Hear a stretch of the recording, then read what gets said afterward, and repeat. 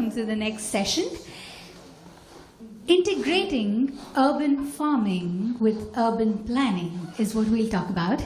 We have the speaker, Ms. Madhuri Ramurthy. She's from India. She's a student of design, an enthusiast, and a designer by passion, photographer, and a very talented and promising individual who's with us today. So please put your hands together to welcome Madhuri. Good noon, everyone.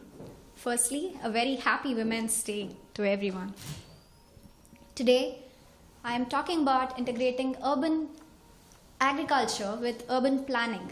We see that it is two distinct fields, and what would happen if it comes together is what we will be discussing today. We will understand what urban agriculture practice is and how it started, and then we'll talk about the models in urban planning and how the implications for the same is. So to start with, as a Chinese proverb says, if you are planning for a year, sow rice. If you're planning for a decade, plant trees. And if you're planning for a lifetime, educate the same. So let's look at urban planning. What is urban planning? Well, urban planning is a discipline that deals with social, political, and economic development of... I'm sorry, this is my first time and...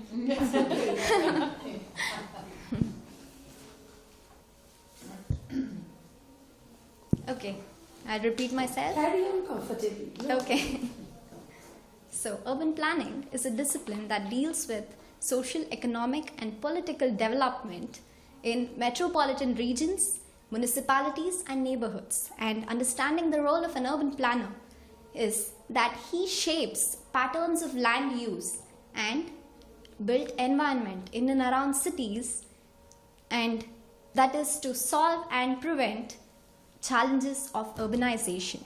And he makes sure that the basic amenities like shelter, food is distributed equitably to the community, and also protecting our natural environment.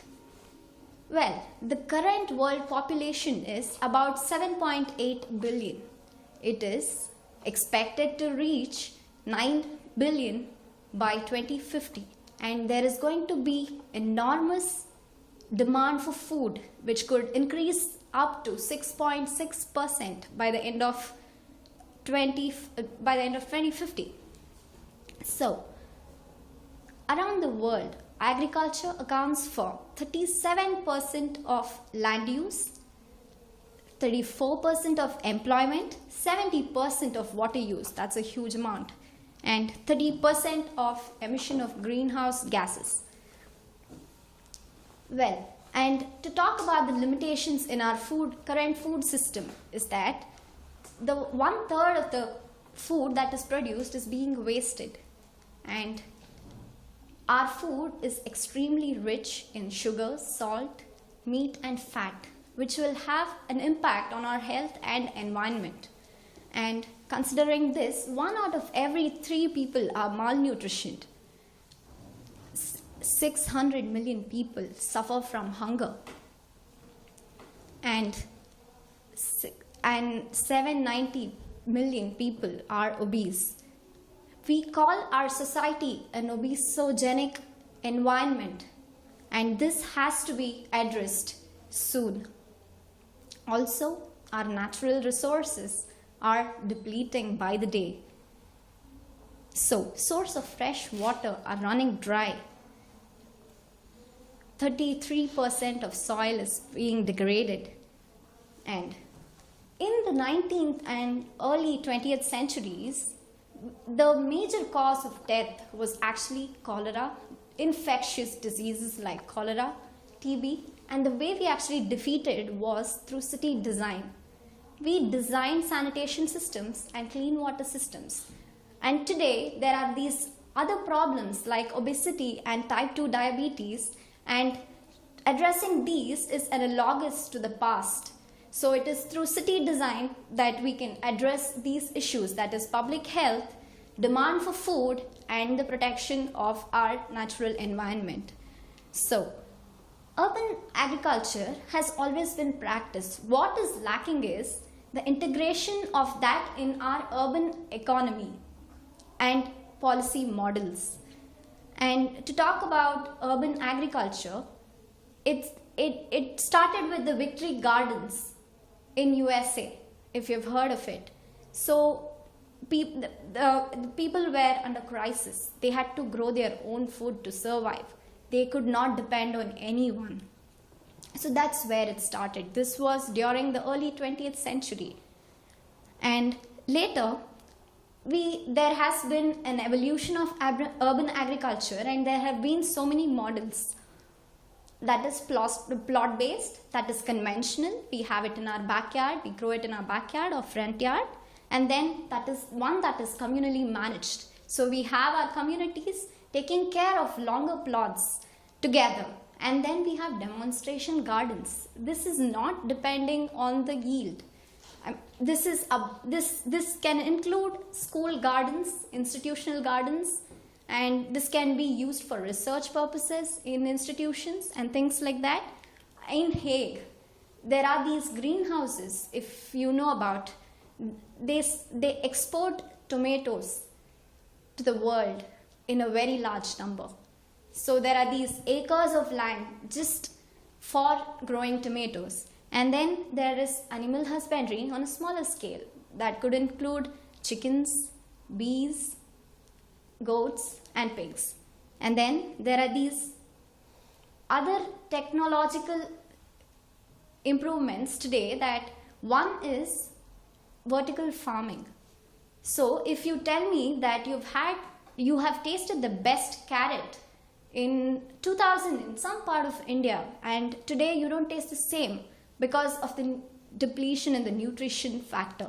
So we could, instead of exporting the same carrot from India, instead you could exchange or consider the climatological data, and today you can recreate the same and you can taste the same carrot at the present. So that is possible with urban agriculture. Also, there is this another concept called aquaponics. So you integrate plants and fish together.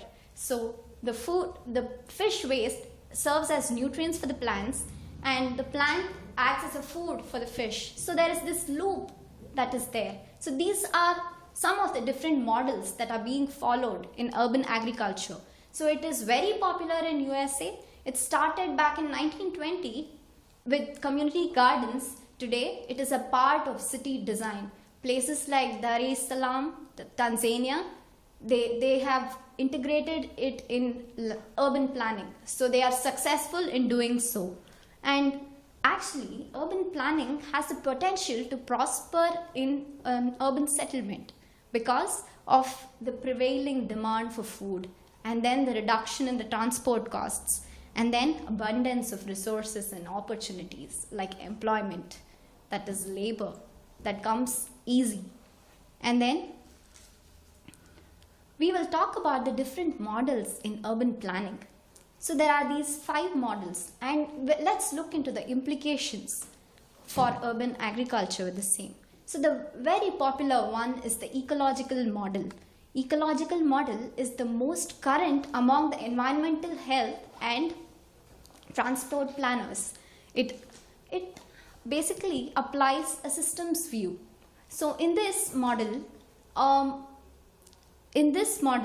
we consider the city. The city is seen as interrelated systems akin to a biological system.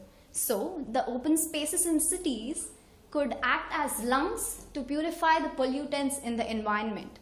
So the implications would involve creating more open spaces that could be used for urban agriculture, taking care of public health, creating a biophilic environment.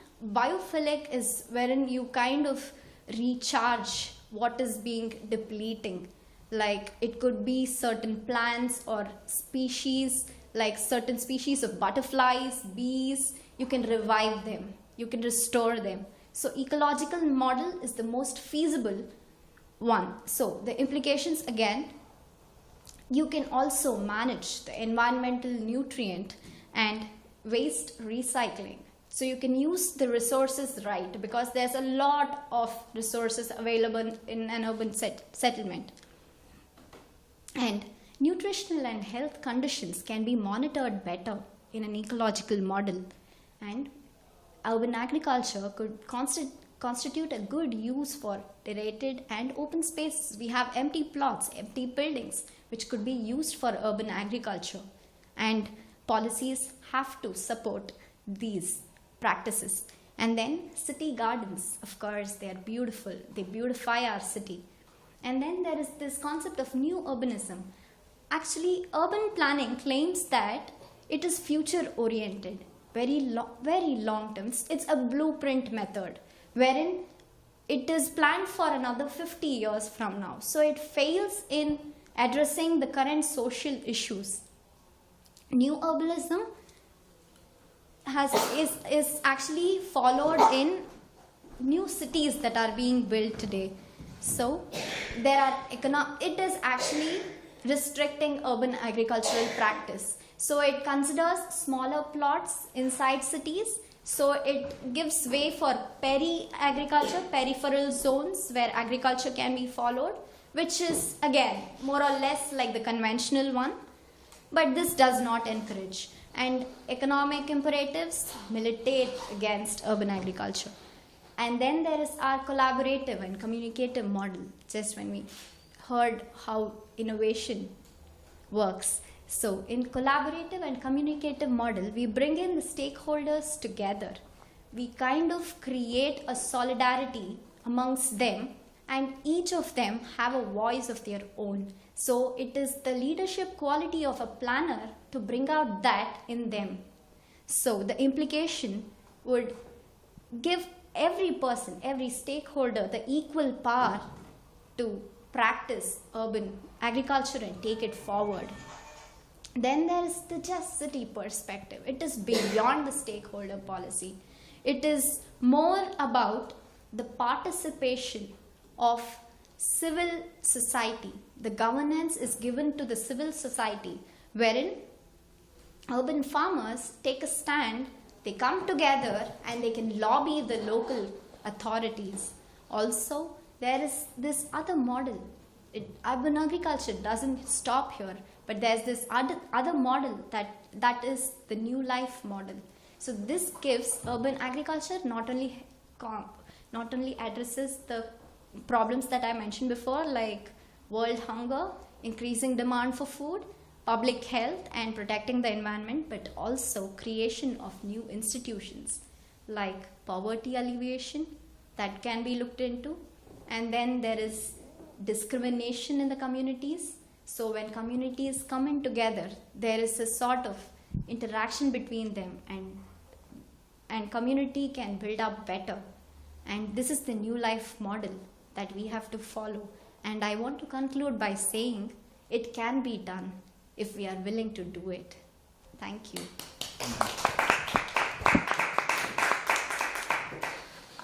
we have any questions?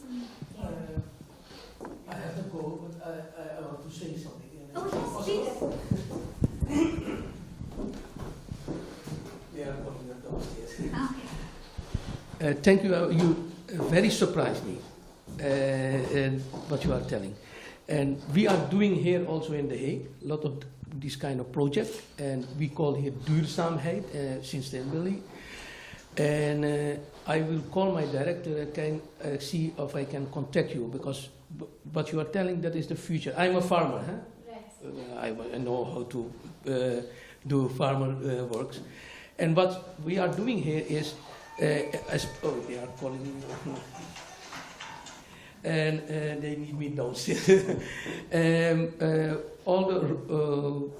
We had a lot of companies here. They are on the roof. We are making agriculture, and we take all the gardens. We said one street, take out all the stone. We put you, make you garden. Especially what you tell you, ecology is very important. And what we see is come over from Germany. People want to know what we are eating. So farming from the local. we are calling it garden farming.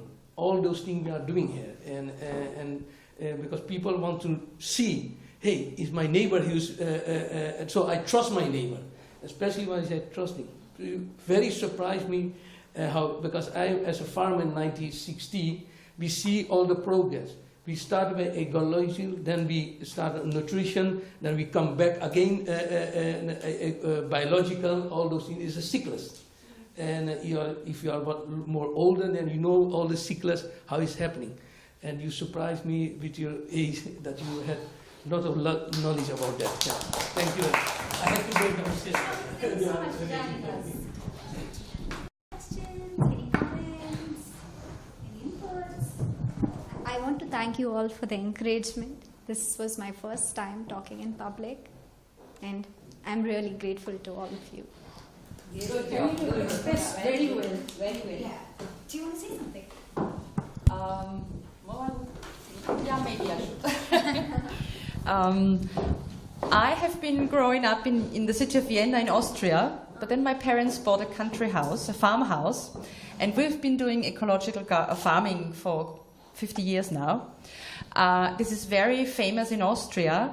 Although I have the impression that it's going a bit back, because what I hear now from the modern kind of agriculture, this is very technical, with huge farms working only on machines, and everything is digitalized. And I would very much prefer to go back to a purely ecological farming where we have lots of potential also for people working there, and I wonder whether you have some ideas how we could promote more the kind of traditional ecological farming versus this digitalized machinery agriculture, which scares me somehow. Thank you. So, as I already told you that the population is increasing by the day tremendously. So by 2050, 90% of us would be living in urban areas. To going back, considering this, now there is this evolution of agriculture. To going back to our roots, we have to revive urban, I'll talk about organic agriculture, the ecological one. So it will definitely happen, but in a small scale. I must say in a small scale. And it cannot be, land is a very limited resource. And using it efficiently is it's a daunting task for a planner to do that. So we are blessed. Okay, to let you know that we're from India, and it's very difficult to kind of incorporate this. Whereas in Austria, I am sure the inherited land could be retained the way it is, because we are a developing country and the pace of development is very high when compared to Austria. So I would want to be positive here and tell you, you can still do that. It is possible, unlike in our country. So.